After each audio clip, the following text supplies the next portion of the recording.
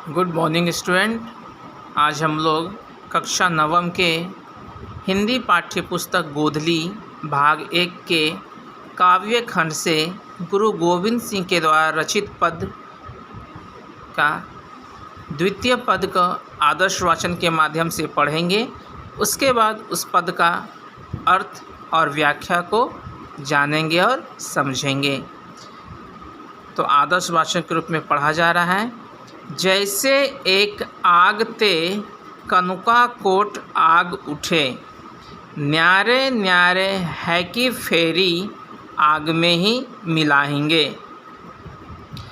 जैसे एक धुरते अनेक धुर धुरत है, धुर के कनुका फेर धुर ही में समाएंगे।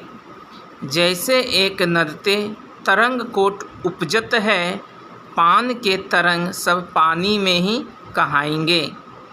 तैसे विश्वस्वरूप ते अभूत भूत प्रगट होई, ताही ते उपज सबे ताही में समाएंगे।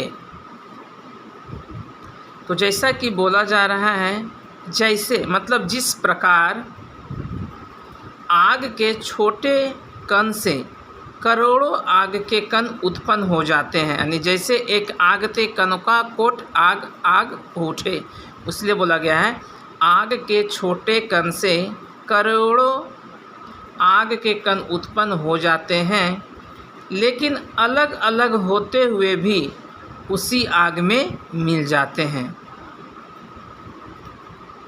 छात्राओं को बताया जा रहा है कि छोटे छोटे कण के आग जब जलते हैं, जब एक साथ वह जमा होते हैं तो एक विशाल आग का रूप प्रकट हो जाता है।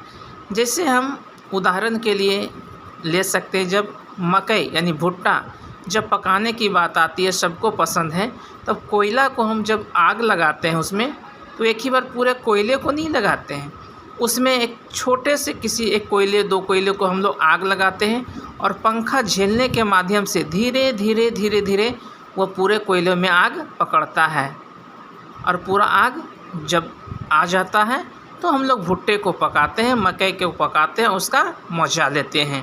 इसीलिए बोला गया है आग के छोटे कण से करोड़ों आग के कण उत्पन्न हो जाते हैं, लेकिन अलग अलग होते हुए भी उसी आग में वह मिल जाते हैं। या फिर एक ही धूल के कण अनेक खंडों में विभक्त होने के बाद वह पुनः मिट्टी का रूप धारण कर लेते हैं। नदी या समुद्र में लहरें अलग अलग दिखाई देती हैं। बोला गया जैसे एक नदते तरंग कोट उपजत है, पान के तरंग सब पानी में ही कहाएंगे। अर्थात समुद्र में लहरें अलग अलग दिखाई देती है, लेकिन सभी लहरें एक ही जल से उठती है। उसी प्रकार निराकार ब्रह्मा से उत्पन्न ये पंचभौतिक शरीर जो हमारा शरीर है, उसी परमात्मा के दिव्य प्रकाश में समाहित हो जाता है। अर्थात हर वस्तु जहाँ से उत्पन्न होती है वो से उसी में पुनः मिलना पड़ता है। इसलिए बोला जाता है यह जो हमारा शरीर है वह नश्वर शरीर है, मिट्टी से बना है, और मरने के बाद हम किस में मिल जाते हैं? मिट्टी में ही मिल जाते हैं। आइए इसकी व्याख्या की ओर हम लोग बढ़ते हैं, व्याख्या के माध्यम से समझते हैं। तो व्याख्या में गुरु गोविंद सिंह कहते हैं कि जीवन मरण के महान दार्शनिक पक्ष को द्वितीय पद में दर्शाया गया है, बताया गया है। कवि का कहना है कि संसार अनित्य है, सिर्फ ईश्वर ही सत्य है। जीवन मरण के कारण आता जाता रहता है, मनुष्य जीवन मरण के कारण आते और जाते नज़र पड़ते हैं, परंतु ईश्वर न तो जन्म लेता है और न ही मरता है। वह अजर है और अमर है। वह आवश्यकता के अनुसार विभिन्न रूपों में हम लोगों के सामने प्रकट होता है, लेकिन उसका रूप विश्व रूप है, वह किसी भी रूप में हमारे सामने वह प्रकट हो सकता है। कभी इस पंचभौतिक यानी नश्वर शरीर, 5 चीज़ों तत्वों से बना जो हमारा शरीर है, उसके संबंध में कहते हैं कि ये जहाँ से आते हैं, यहाँ जो शरीर हमारा जन्म जहाँ से होता है, मरणोपरांत यानी मृत्यु के बाद पुनः उसी में मिल जाते हैं। इसीलिए अंग्रेजी कवि शेक्सपियर ने एक दो शब्द कहा है, from dust have we come and to dust we shall return. उसी तरह विद्यापति जी ने भी कहे हैं, तो ही जन्मी पुनि तो ही समा ओल सागर लहरी समाना। अर्थात इस तथ्य से स्पष्ट होता है कि आग, धूल तथा तरंग आदि का उदाहरण दोनों शेक्सपियर और विद्यापति हम लोग के जीवन से जोड़ के बताते हैं।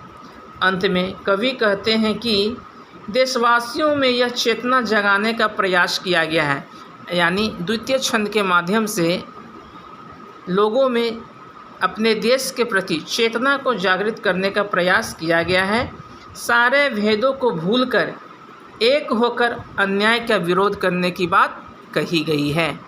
तो दूसरा पद में हम लोगों को अर्थ और व्याख्या के माध्यम से यह बताया गया है। इसमें कुछ कठिन शब्द का अर्थ भी है, जैसे है कनुका मतलब कन, कोट मतलब करोड़, न्यारे निराले, है के मतलब होकर, फेरी पुनः, धूरते धूल से, नदते नदी में, तरंग लहर, उपजत उत्पन्न होना, पान पानी, पनाही मतलब पानी में ही, कहाएंगे मतलब कहलाएंगे, तैसे उसी प्रकार, भूत पांच तत्व, और वह पांच तत्व है धरती, जल, अग्नि, आकाश, हवा से हमारा निर्मित शरीर, ताही उसी से, उपज उत्पन्न होकर, ताही उसी में समाहित होना।